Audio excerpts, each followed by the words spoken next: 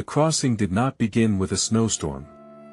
It began with the bottom of a hairpin box no one had opened in 170 years. The Uncrossed.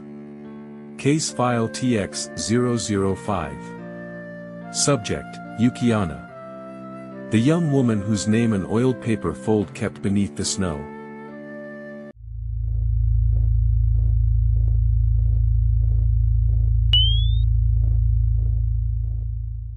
The crossing did not begin with a cry in the mountains.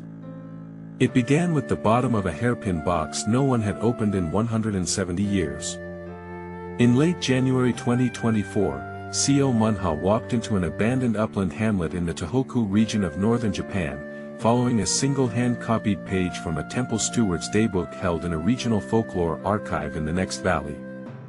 The page carried no name and no date of death. It carried 4 words written in a parish steward's hand. Daughter. Yielded to snow.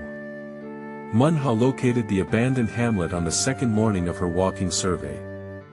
She crossed the collapsed wooden torii gate at the upper edge of the valley. She walked along the snow-packed path that ran between the foundations of the abandoned woodcutters' houses. She walked toward the small storage shed behind the village shrine, where the temple steward of an upland Tōhoku settlement in this region would have kept ceremonial offerings and household pins for 100 years before the village was abandoned. She found the shed on the third pass. The roof was caved. The lock had rusted through. Inside, wrapped in oilcloth and packed in a small lacquered box, were 3 things. A single black lacquered hairpin, kanzashi, of the kind a young woman of 19th century Tōhoku would have worn at her wedding. A folded square of oiled paper, abirigami, pressed flat by the weight of the box for what Munha would later mark in her case file as 170 years. A piece of red ceremonial cord, tied once. The oiled paper had not been written on the outside. The hairpin had been wrapped in such a way that the inside of the fold pressed against the lacquer of the pin's stem. Munha did not unfold the oiled paper that day. She catalogued the box. She closed the shed. She walked back down to the valley. She waited. In the winter of 1854, in the same upland Tōhoku hamlet, a young woman crossed the mountain path between her family's house and the village shrine on the night of an unrecorded ceremony. The temple steward's daybook, copied to the regional folklore archive in 1907, recorded only the 4 words Munha had already read. Daughter. Yielded to snow. No name was entered. No date of death was set down beyond the lunar month, the 7th night of the 12th month, by the old calendar, which corresponded to the 1st or 2nd week of January 1854 in the Gregorian reckoning. A second source, a marginal note in the household koseki of a neighboring hamlet, preserved through the Meiji-era registry conversion, mentioned that a daughter of the upper house had yielded on a winter night, with the household's name and the village's name redacted at the time of the koseki rewrite. The redaction was not unusual for the period. Households that had lost an unmarried daughter to an undocumented cause often had the name struck from the line of inheritance before the new registry was finalized. What was unusual was the marginal note, written in a different hand at a later date, which read in literal translation, "She was promised." The promise was not kept. The promise was not specified. The household it referred to was not named. The party to whom the promise had been made was not identified. The marginal note was the only line in the registry margin that did not refer to a transaction or a death date. It referred to a vow. In the hamlet's oral memory, collected by a regional folklorist in 1932, in a series of recorded interviews with elderly village women, there were 2 versions. In the first version, the daughter had been promised to a young man in a neighboring village before the winter, and the marriage had been called off without explanation in the month before. In the second version, the daughter had made a promise to herself, to leave the hamlet in the spring with someone the village did not approve of, and the promise had been broken from her side, not from his. Both versions agreed that the daughter had been walking on the mountain path on the night of the 7th of the 12th month, that the snowfall had begun heavier than expected after dusk, and that her body had been found at dawn near the small stone Jizo statue at the bend of the path. The Jizo statue was still standing in January 2024. Munha passed it on her walk to the storage shed. In the village shrine register, the Donkaji bookkeeping that recorded the household affiliations of every family in the hamlet, the daughter's death was not entered as a recorded death. The household roll for the winter of 1854 listed her as departed, cause undocumented.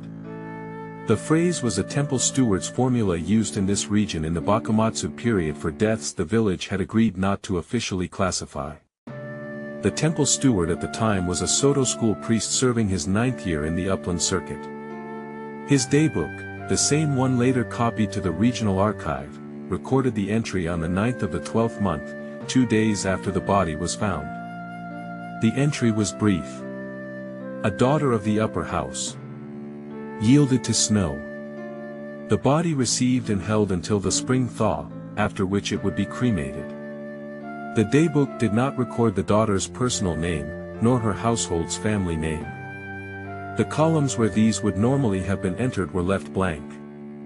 This was the first written omission. It was not the last. In the Meiji 5 Koseki of 1872, when the new family registry system was imposed across the country and households were required to declare every birth, death, and marriage from the previous 20 years, the household made no declaration for the daughter. The head of the household, when asked by the visiting registry official to account for the missing line, gave the same forward answer the temple steward had written. Daughter. Yielded to snow. The official, working from a standardized form, marked the line as deceased before registration and moved on. The daughter's personal name was therefore never entered into the Meiji Koseki. It was never entered into any subsequent family registry. From 1872 onward, in every official document that should have carried her name, the name was simply absent. 3 things had been written down.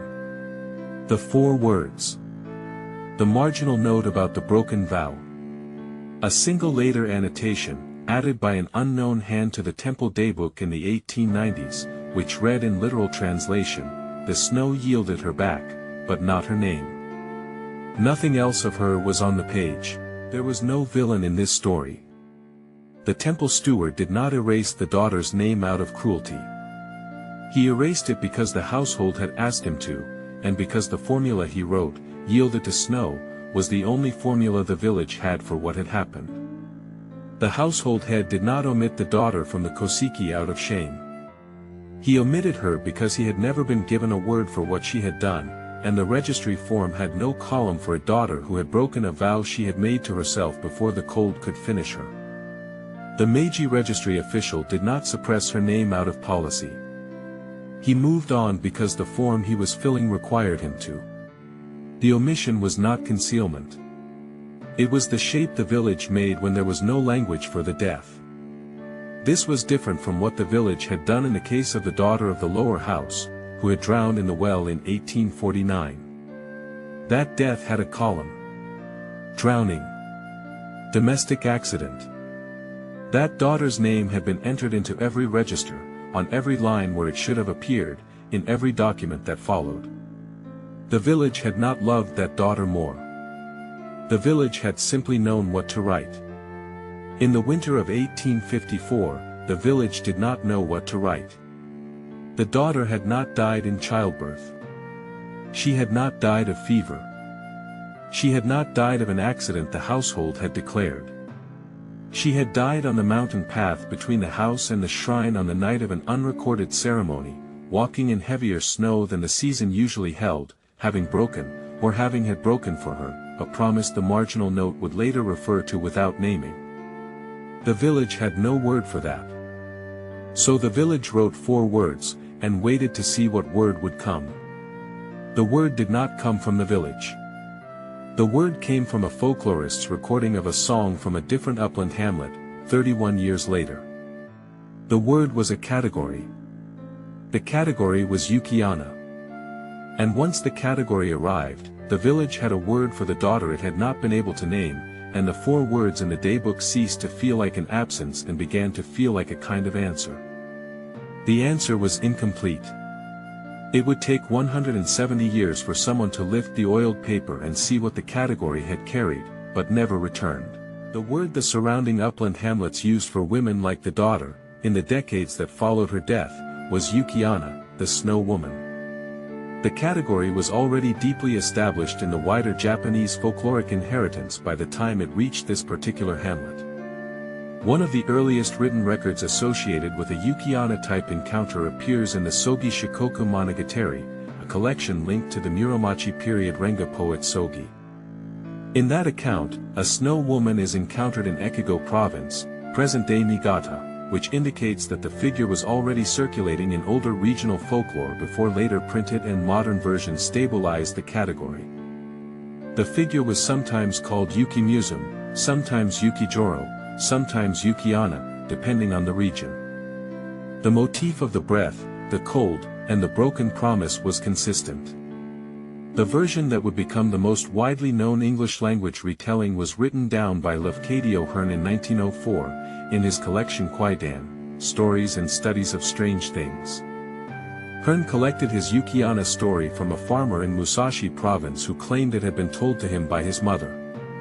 In Hearn's version, the Yuki-onna spares a young woodcutter and later marries him in human form, but leaves him forever when he breaks the promise never to speak of the night she let him live. The story ends with her dissolving into a mist that drifts out the window into the falling snow. In the Tōhoku region, the modern study of local tale cycles was shaped in part by Yanagita Kunio's 1910 Tono Monogatari and by the broader folklore movement that followed it. Those collections did not give Munha the daughter's name. They gave her a context, mountain paths, winter apparitions, household memory, and the way local communities preserved what official records could not carry. Munha marked the broken vow and the return name as a case-specific reconstruction, not as a claim about every Yuki-onna tale. By the time the 1932 folklorist arrived in the hamlet to record the elderly women's recollections of the daughter's death, the category had been in circulation in the region for at least 3 generations. The women, asked what had happened to the daughter of the upper house in the winter of 1854, did not answer that the daughter had died.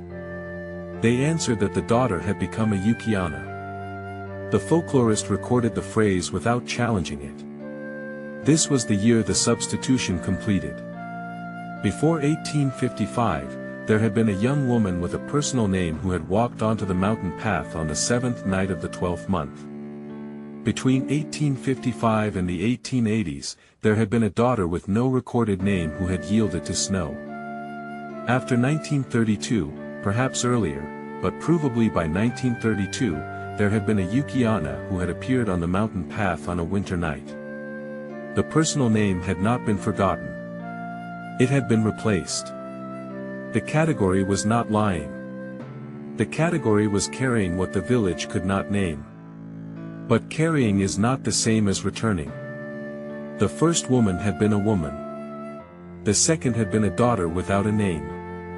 The third had been a Yuki-onna. All 3 were the same person. None of the 3 carried her name. The object the snow had kept was the hairpin. When Munha returned to the storage shed in late February 2024, 5 weeks after the first survey, after she had filed her case opening notice with the Regional Folklore Archive, she brought a single tool. A thin lacquered wooden splint of the kind used by Edo period and Meiji-era conservators to lift a fold of stiffened paper without breaking the crease. She did not bring tweezers. She did not bring a scalpel. The intention was not to break the fold. The intention was to lift it. She set the lacquered box on a clean cloth on the snow-packed ground outside the shed. The light was the pale gray light of upland Tōhoku in late winter, bright enough to see the grain of the wood, soft enough that the oiled paper would not crack from sudden warming. She positioned the splint along the side of the hairpin where the oiled paper fold pressed against the lacquer of the pin's stem. She did not speak. She did not pray. She had not been asked, by the temple, to perform a rite. What she had been asked to do was to read. The oiled paper had been folded in a particular way. It was not the household wrapping fold a Bakumatsu-era family would have used for a wedding pin. It was the temple archive fold a Soto school steward would have used for a name strip on which something had been written that the daybook would not record. The fold was specific. It was specific to a debt the temple had agreed not to write down, but had not agreed to forget. Munha lifted the first crease. On the inside of the fold, written in faded carbon black sumi ink in the careful hand of someone who had practiced writing it many times, was a single column of 3 characters. They were not the 4 words of the daybook. They were not the formula of the village. They were a personal name. The given name of a daughter of an upland Tōhoku household, written in the simple syllabic kana. A woman of her station and her century would have been taught to write before she was taught the more formal characters of the household line. Munha did not say the name aloud yet. She marked the fold. She closed the box. She walked back down to the valley a second time. She filed an updated case note with the regional archive. The note read, in literal translation, name recovered, awaiting context. Munha had learned, across the 4 files that preceded this one, that recovery was not the same as crossing. The name on the inside of the fold was a fact. The crossing would require something else. Munha returned a 3rd time to the storage shed in early March 2024, on the eve of the remembered 7th night of the 12th month, the same calendrical position, 1 cycle later, as the night the daughter had walked onto the mountain path 170 years before. The choice of date was not ritual. It was the calendrical anchor she used across all 4 of the previous case files. The crossing, where one occurred, tended to occur on a date with a structural relation to the unrecorded event itself. The light at the upper edge of the valley was lower than it had been in late February. The snowpack on the mountain path had begun to soften at the surface and refreeze at night. The abandoned woodcutters' houses were quiet. The collapsed wooden torii at the upper edge of the village was leaning slightly more than it had been on the first survey, as if the winter had moved it a finger's width further. The small stone Jizo statue at the bend of the path was still standing. Munha walked to the storage shed. She set the lacquered box on the cloth. She lifted the oiled paper to its full open. She read the personal name on the inside of the fold. And then, for the first time in 170 years, she said the name aloud, in the upland Tōhoku air, on the 7th night of the 12th month. She did not say the name to the snow. She did not say the name to the shrine. She did not say the name to the Jizo statue. She said the name to the daughter. The saying was not a ceremony. It was a return. The personal name that the temple daybook had not recorded, that the Meiji Koseki had passed over, that the 1932 folklorist had not asked for, that the category Yuki-onna had carried for 92 years without delivering, was set back down in the open winter air. The air did not change. The snow did not stop. The Jizo statue did not turn. The crossing was not theatrical, and Munha had not expected it to be. What changed was the document. Munha returned to the regional folklore archive the next morning. She filed the 3rd and final case note. The note read, in literal translation, name returned, crossing complete, category amended.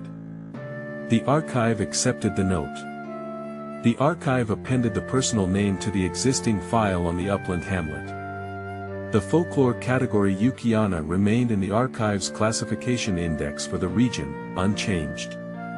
Beside it, in a new column the archive had not previously kept, the personal name of the daughter of the upper house was entered for the first time since 1854.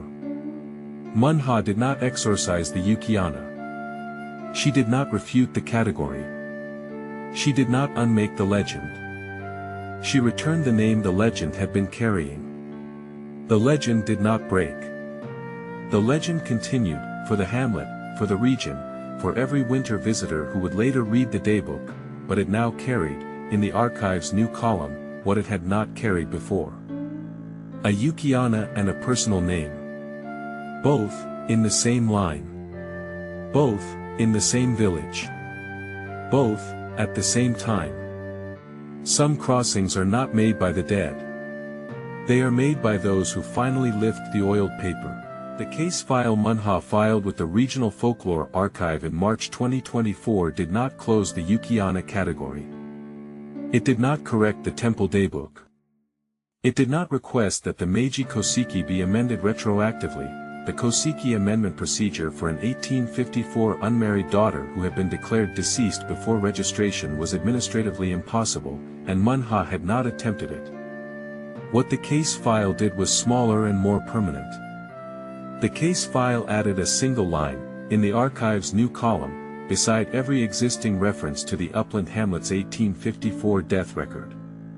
The line carried the daughter's personal name and the date Munha had recovered it. The line did not contradict the daybook. It did not contradict the Koseki.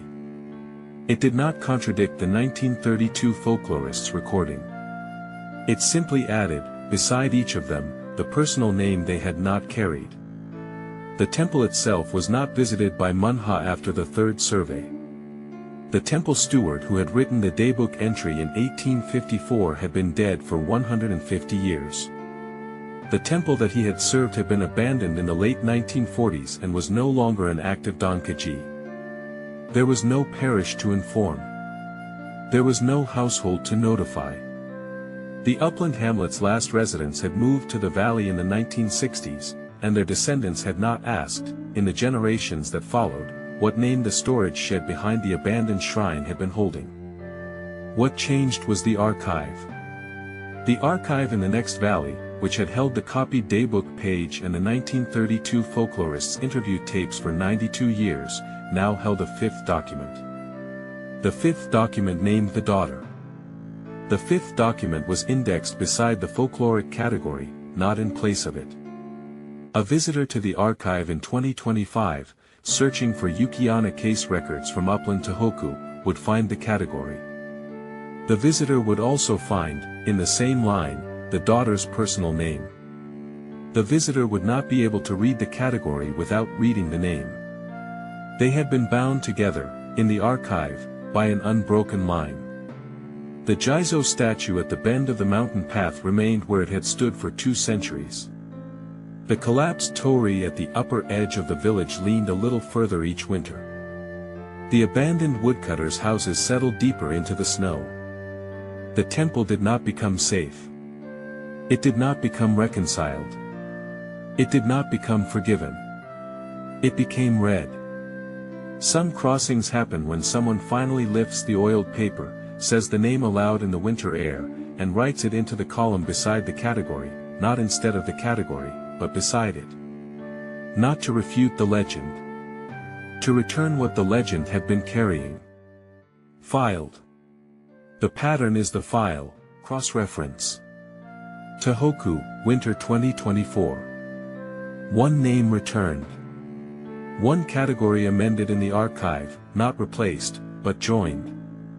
The Jizo statue at the bend of the path stood where it had stood for 2 centuries, now beside a column it had not stood beside before.